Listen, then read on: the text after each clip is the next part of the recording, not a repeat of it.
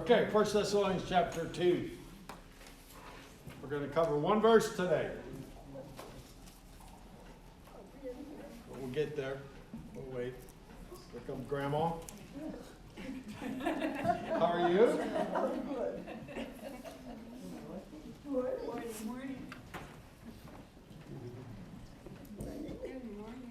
you? Okay, last week we covered verses 1, 2, and 3. And we're going through, and why was the Thessalonian church a fearless church? Why was it a church that experienced a move of God in a chaotic world? No matter what was happening, no matter what the world was doing to them, no matter the country, as we'll read later on if you read the whole way through, whether it was their countrymen, whether it was the Jews, whoever it was persecuting them. In the midst of all of that, they continue to be strong.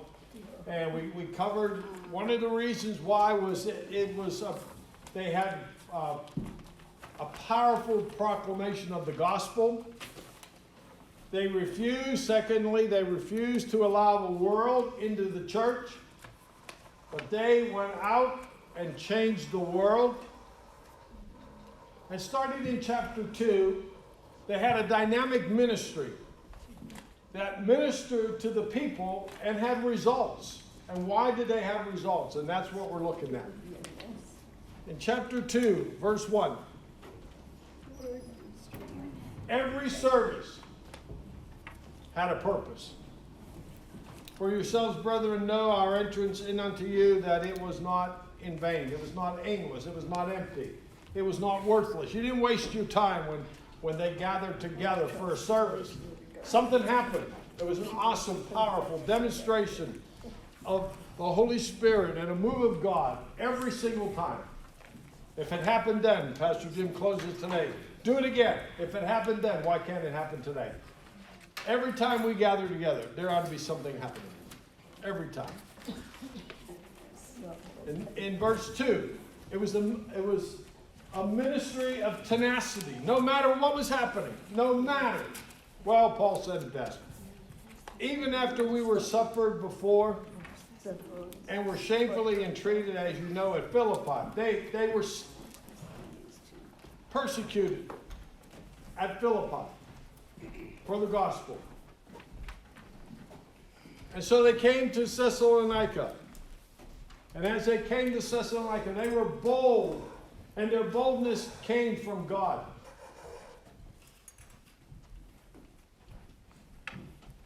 And they spoke the gospel of God. Even in the midst of persecution. Even in the midst of it. They were still being persecuted. They left Philippi. They came to Thessalonica. And guess what? Trouble came with them. And they still preached the gospel. They still preached the gospel. They did not back down. Verse 3 tells us that we need a ministry of integrity. A ministry of integrity. For our exhortation, our preaching, was not with deceit, nor uncleanness, nor in guile. It was a ministry of integrity. Now, verse 4. It is a ministry that has authority. In 1 Thessalonians chapter 2, verse 4, there are 10 reasons in that one verse that ministries can have authority.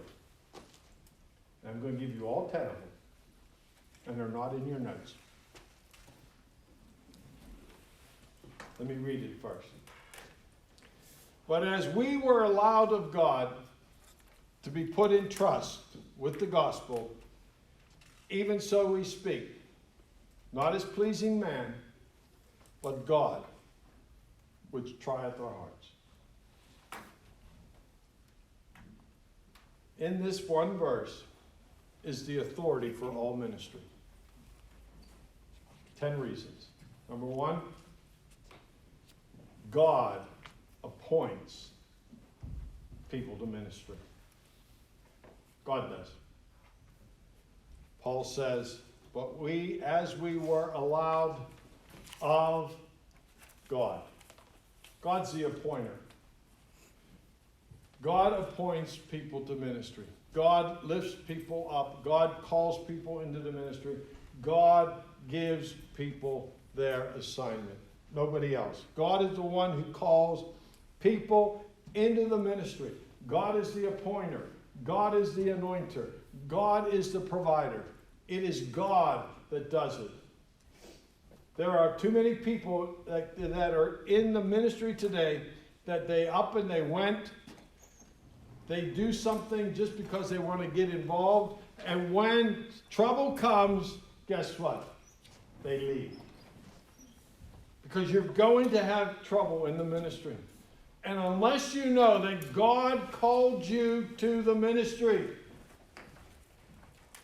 it's God that calls you. It's the church that recognizes the call of God on your life, not the other way around. Been here too long. And people come up and say, I think you ought to do this. And guess what? They do it for a little bit. And it's a miserable failure.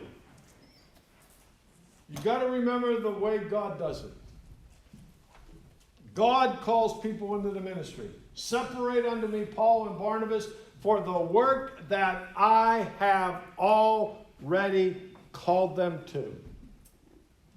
The church recognizes the calling, not the other way around. God calls you before the church will even recognize it. God will call you. God will lay something on your heart. God will give you a purpose. God will tell you what He wants you to do. And you know what? You may get called today and God may lay something on your heart, and it doesn't mean you're going to step out into it tomorrow. And you don't need to tell everybody. Because you know why? Because the Bible says this, that if God's called you and put a gift within you, the gift makes room for itself.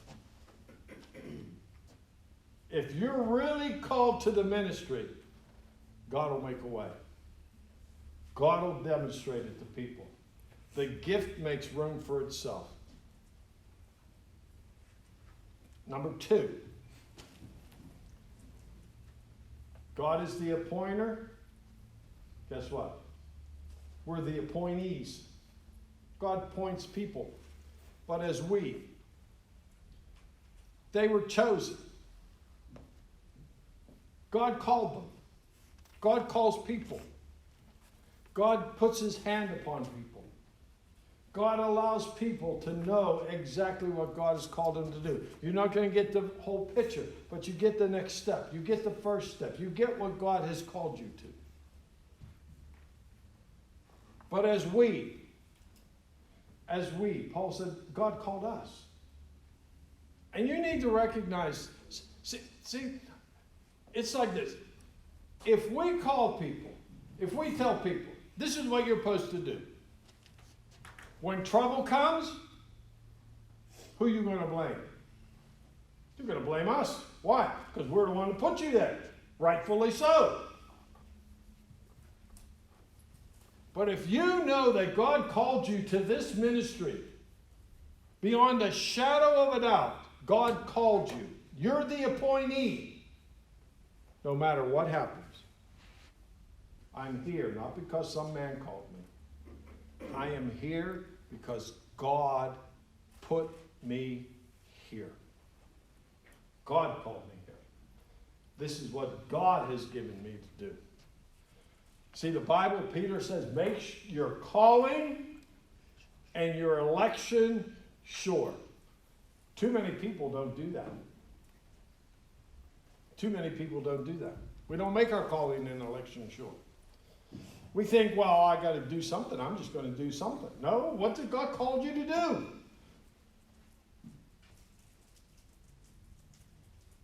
And God may give you a couple things. But guess what? The order that he gives it to you in is very important. When Paul got knocked off of his horse, God gave him 3 things to do, right? He said that he was going to preach to the Gentiles. He was going to minister before kings, and he was going to preach to the Jewish nation. 3 things. What was Paul known as? The apostle to the what? Gentiles. What? Because that's what God called him to. That was the number 1 thing God called him to do. What got Paul into trouble?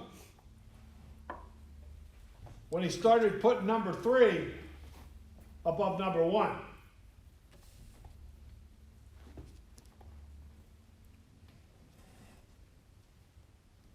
See, we got to know what God called us to do.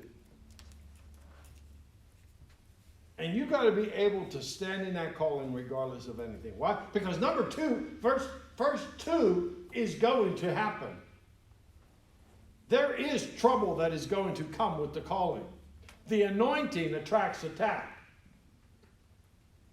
And you better know number 4, verse 4, so you can stand in verse 2. Why did Paul, Silas, and Timothy, why were they able to stand in the midst of all of that persecution? Because they knew that this is what God called them to do.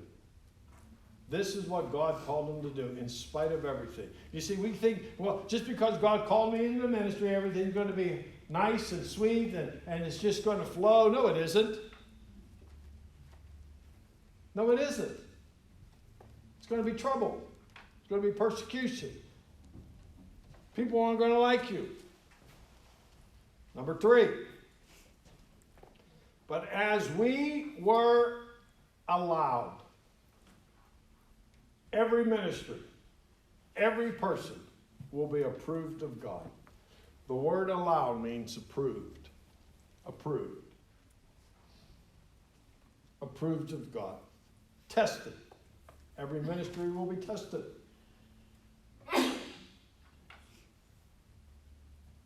Just because God called you to ministry doesn't mean that there's no test. There's a test. God's called you. He's going to test you. And you know what else that word means? It means approved. But you know what else? Ministry is a privilege. It's a privilege. We were allowed.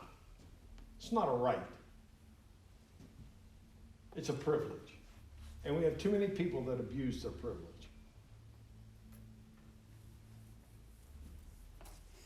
It is a privilege to minister to God, for God, in front of people, in any capacity. And you see, the problem with people today is we think that the people behind the pulpit are the most important people. Guess what? They're not. I can't tell you how many times over the last couple weeks, over the television, on all the people that we've been watching and listening to and everything else, that they have said that the people that stand behind the pulpit when they get to heaven are probably going to be the ones that are standing at the end of the line. And at the front of the line are going to be people that nobody ever heard of. Because they have committed their lives to do exactly what God told them to do without complaining. The little grandmas and grandpaps just lock themselves in their closets and pray and fast and everything else. See, it's a privilege, but it's also an approval. We are tested and found valid. And we have been given a precious treasure that has been committed to us. It means a distinct choice. You know, God knows exactly who he calls. And you got to know it. You got to know it beyond a shadow of a doubt. This is what God's called me to do, no matter what. No matter what. Can I tell you what else it means? It means a continual testing. Continually. God is continually testing you in the ministry. And guess what? If you fail, you lose your privilege.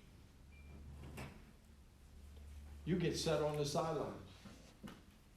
My sermon next Saturday night, can I tell you what it is? Did I tell you what it is? No, I didn't tell you what it is. It's death on the sidelines. We're in football season. I could care less. I mean, I could care if they never play another game. But you know where the most dangerous place is for people? It's on the sideline. You're standing on the sideline. And you got this 385-pound guy in all of this equipment running down the field at full speed, being chased by other 385-pound guys, and there you are, unprotected on the sideline. Bam. And can I tell you what? You know where the church is? Thank you, Joe. The church is standing on the sidelines. And you know what people do on the sideline? Nothing. Except get in the way. God didn't call us to sit on the sidelines. God has called the church to get involved. And God is going to continue to give you a calling, and He's going to continue to test you. He's going to continue to prove you.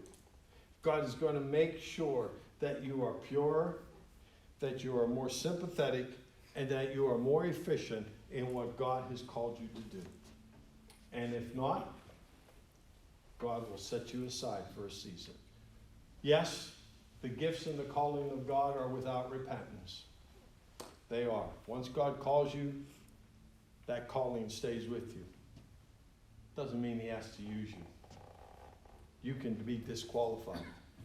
I gave you 12 reasons why you can be disqualified from ministry.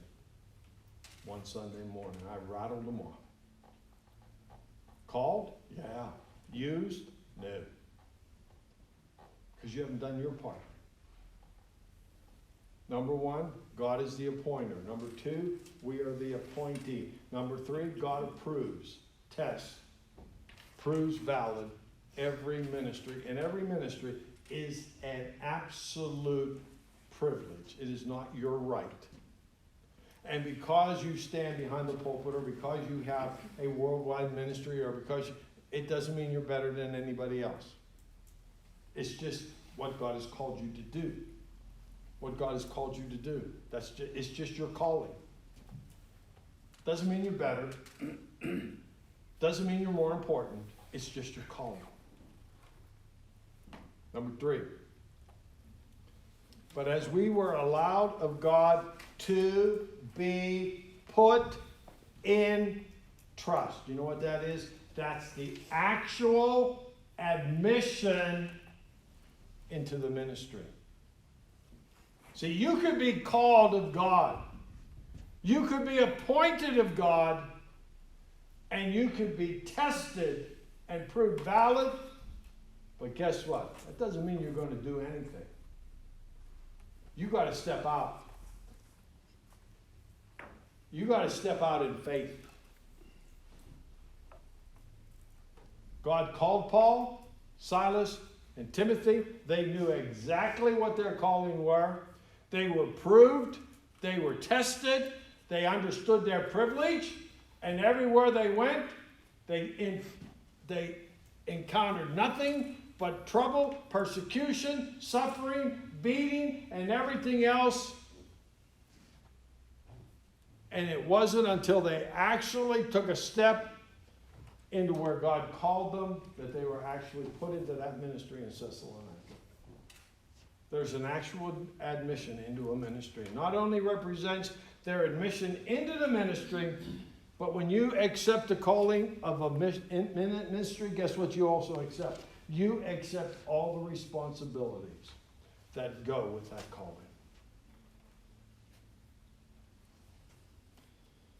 It represents their admission into the ministry. And it also sets forth their responsibility as ministers for the gospel. With every ministry comes responsibility. It's going to cost you something. Why aren't people successful? They won't pay the cost. It costs. It's going to cost you something. It's not always going to be convenient. It's not always going to fit into your time schedule because your time's not your own no more. There's going to be a conflict of schedules when you're in the ministry. Then whose schedule are you going to follow?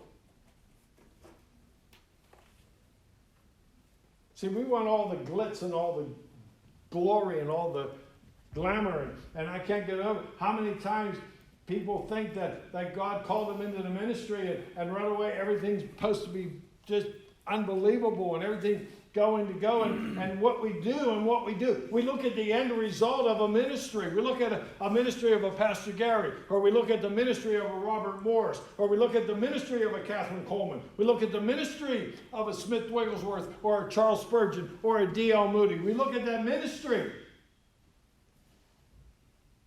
But what did they pay to get to that ministry? What did they pay to get to that place? What did they have to give up? What did it cost them?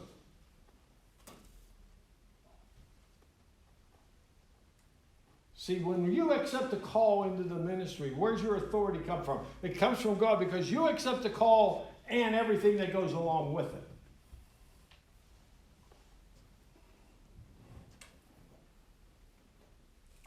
And it always doesn't work out to fit into your schedule. And everybody thinks, well, I'm just going to step right here and I'm just going to go and I'm just going to, well, and we have it here. People. I've been here for 35 years. Pastor Gary, they come and Pastor Gary would sit there and say, someone would come and say, I want to get involved in this church. And they said, okay, we need someone to cut the grass on Thursdays. We cut the grass every Thursday. Okay. I'm in. Guess what? They never showed up. And when Pastor Gary used to call them, you know why? Well, something else came up. No.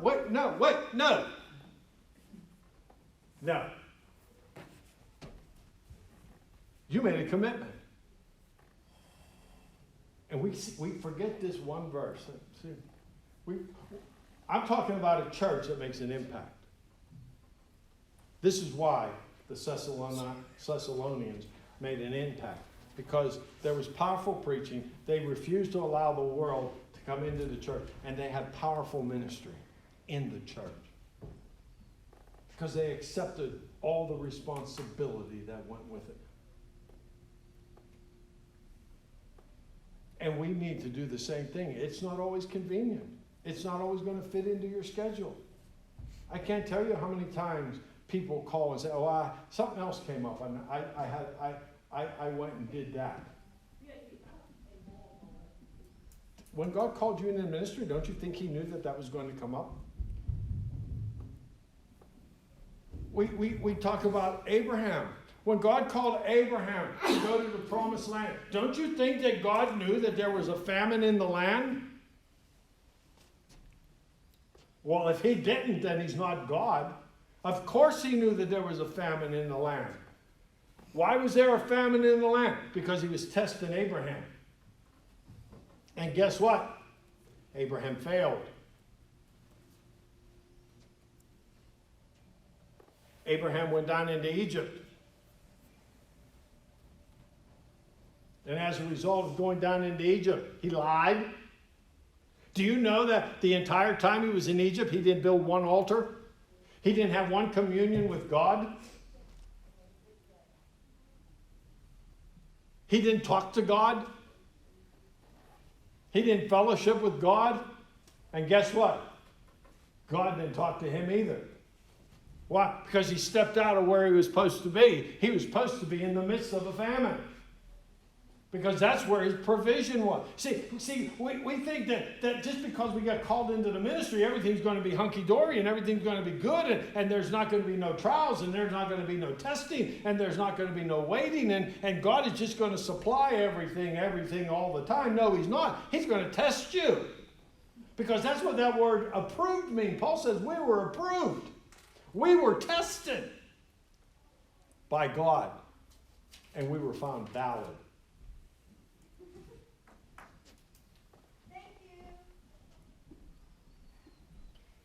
Put in trust. I don't know what number 5 is. That what number we're on? But anyway, let me just. That's 4. 4? 4 was admission and responsibility. Okay, mission and responsibility. 5, well, anyways, this is it. Administrators. We are administrators of what God. Put in trust means administrators. We are administrators of what God has given us to do. It's up to us to do it the way God called us to do it. We are administrators. I have 2 friends. One I went to school with, one I got to meet a few years ago. Became good friends. The one I went to school with. And they were both troubleshooters. Do you know companies have troubleshooters?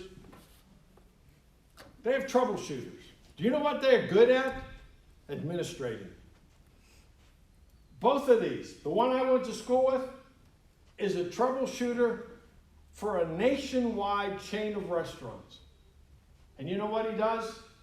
Every restaurant that is failing, they send him. And he walks into that restaurant, and within 1 week,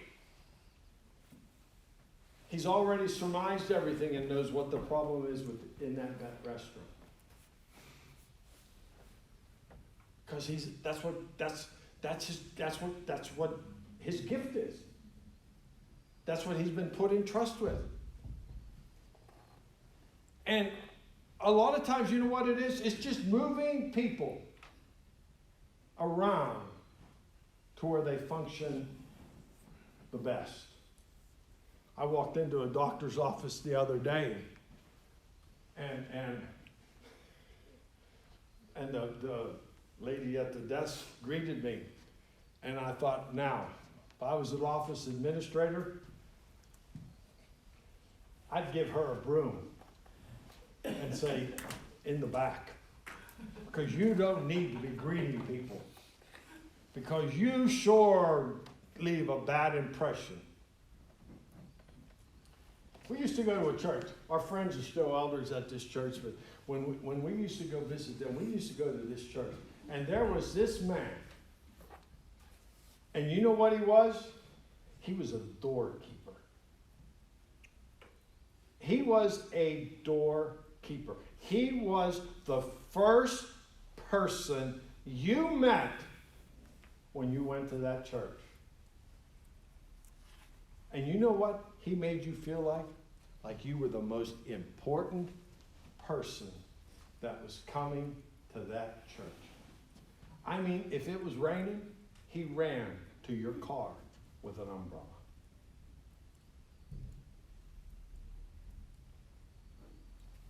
He introduced himself. He shook your hand. He gave you a hug. He thanked you for coming to church today. And he prayed a prayer with you as you were walking to the door. And as you were walking in the door, that God would bless you and you would leave with something from this service. That is a doorkeeper. And then there are other doorkeepers that you just wish, well, let's put you some other door. See, you're an administrator to the ministry. God put you in charge. You're in charge of listening to God and how to control. Do you know how many ministers have lost their ministry because they forgot that they were administrators? And they didn't do nothing wrong, but be people in other parts of the ministry we're doing something wrong. See, the anointing flows from the head down.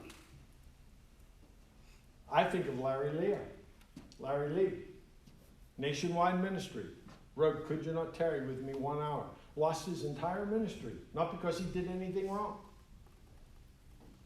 Not because of sin, anything wrong. He didn't do anything wrong. But there were people in his staff that did, and he had no clue. You see, because Paul says we have been put in trust. We have been made ministrators of what God has called us to do. Which is why Paul made sure that everybody that was working with him and under him were taken care of. Even if it meant that he had to go build tents.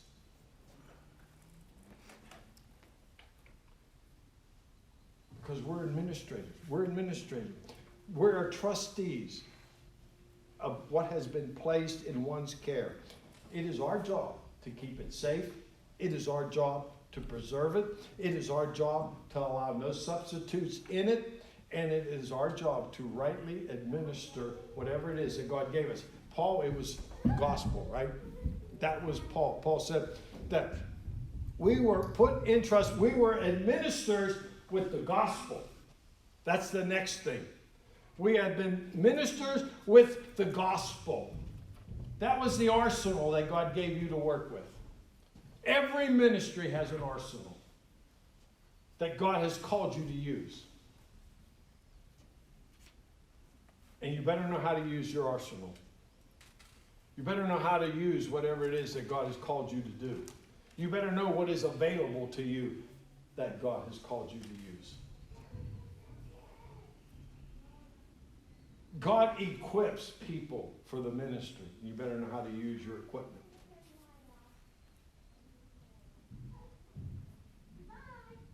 There are people that they want to teach a class, but they'll never study. They'll never prepare. They'll never do this, or they'll never do that, or they'll never put any time into it. And yet God has called them to do it, but they won't take out their arsenal. And Paul says that we have been given and called to be administrators of the gospel. Of the gospel. The complete and entire good news of salvation. No picking, no choosing, but the complete message. You know, there's people that only want to hear certain things. There's people that only want to preach certain things. Guess what? It's not up to you. You know why we get nothing out of service? Because we come expecting nothing. Or we come with our minds made up. We'll get to the verse. The ministry that went on in the church of Thessalonica, that everyone in that church received, no matter who preached, that it was a word from God. That it was a word from God. And Paul said this, even as we speak. You know what? Every ministry has an appointed, anointed assignment. Not everybody's called to do the same thing. But Paul says, our ministry, Paul, Silvanus, and Timothy, our assignment was to preach the gospel. That's what our assignment was. Not everybody's called to preach. The church doesn't run just on preachers. Doesn't mean preachers are the most important. No, it just means that that's our calling. But there are other people. There are other people that, how many people work and cause an entire church to function every morning, every service? The people that come early and unlock the doors, the janitors, the custodians, the Sunday school teachers, the people that watch the nursery, the greeters, the doorkeepers, the ushers. And just think about all of this stuff. All this stuff that people get to before the preacher ever gets to the pulpit. Just think, how many people did you meet this morning before Pastor Jim ever preached the message? How many people you came in contact with? And guess what? Your opinion was already formed. Your opinion was beginning to be formed as soon as you turned. I mean, Pastor Gary was a stickler. Why? Because your opinion was formed the day, or the moment you turned down that parking lot or this parking lot. And buddy, he was a stickler. I can't tell you how many times Pastor Jim and Usher were out there because people go by and throw trash out their window and it lands on the church property, and Pastor Gary would say, that doesn't belong there, go get it. Why? Because as soon as people pull into the church, if they see trash, what are they going to think? Well, they don't care much. See, why was Paul's ministry effective? Because he understood the whole ball of wax of the authority that came with ministry. That he knew his appointed assignment. And guess how many times did Paul say, God didn't call me to baptize? Paul could name on his one hand how many people he baptized. Why? Because Paul said, that's not my calling. Is baptism important? Yes, but God didn't call me to do that. God called me to ministry. You see, Paul was a missionary. Not very many people can keep up with a missionary. John Mark couldn't. And so we got to understand that with every ministry comes an anointed, appointed assignment. What is it? What's yours? What has God called you to do? What has God called you to do? Oh, next one. Not as pleasing man.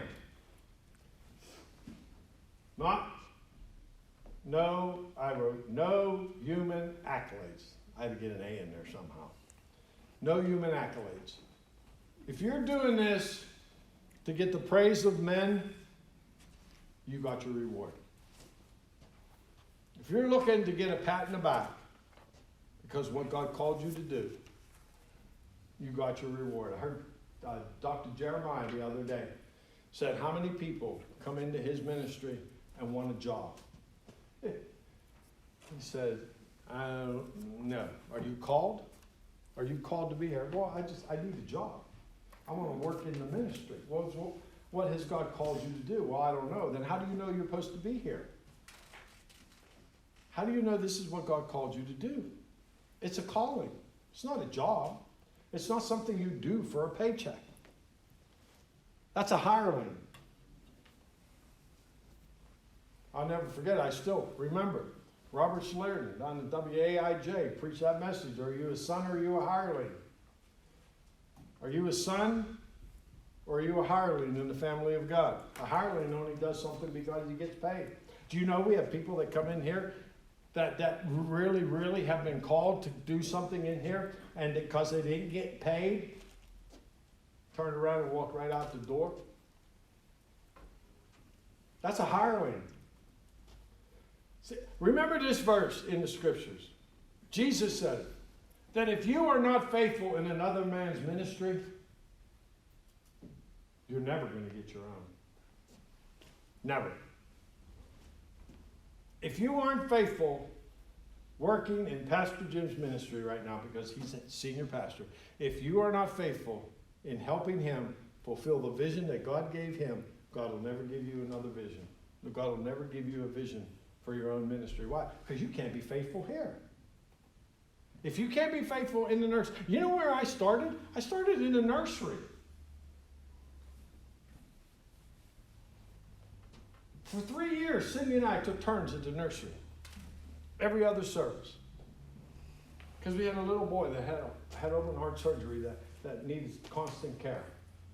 And so we took turns of being in the nursery. Every other service. That's where we were.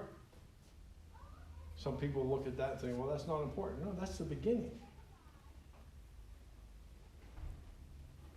Smith Wigglesworth. Do you know how Smith Wigglesworth started?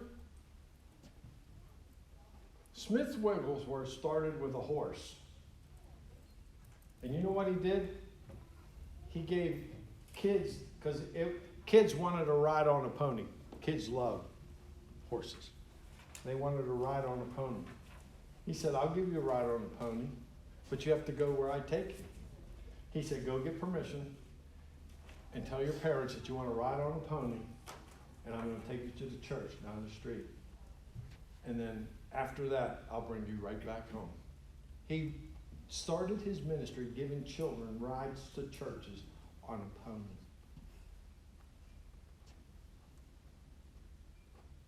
And look where it ended up. Look where it ended up. Catherine Coleman, one of them, one of the women in the ministry,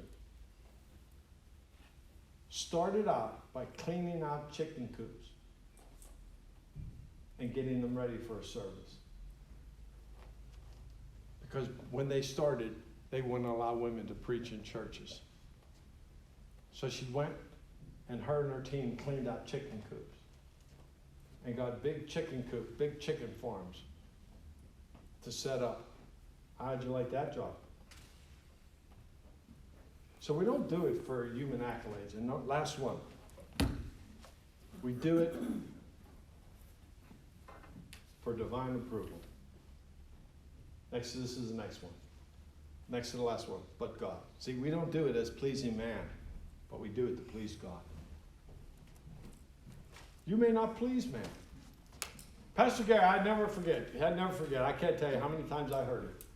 That he would go home on a Sunday night and you think nothing of it. But he used to be able to lay back and have his feet pointed towards heaven, knowing that if no one else got anything out of what he did today, he did exactly what God wanted him to do. He pleased God. He may not have pleased everybody else. See, that's who we're here to please, God, no one else. And last thing, there is a divine admonition that God tries the heart. It goes with every ministry. God tries you. God tests you. Why are you doing what you're doing? Are you doing it for glory? Are you doing it for alternative motives? Do you have a hidden agenda, a hidden desire?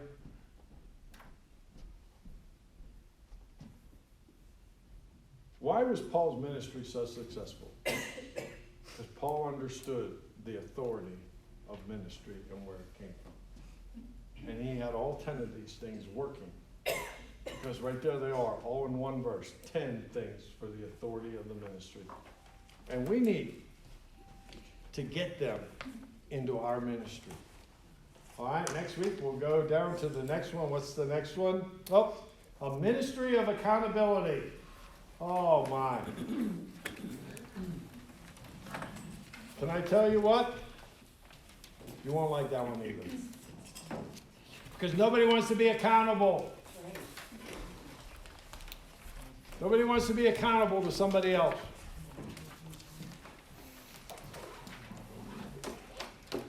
God calls us to be accountable. Well, thank you.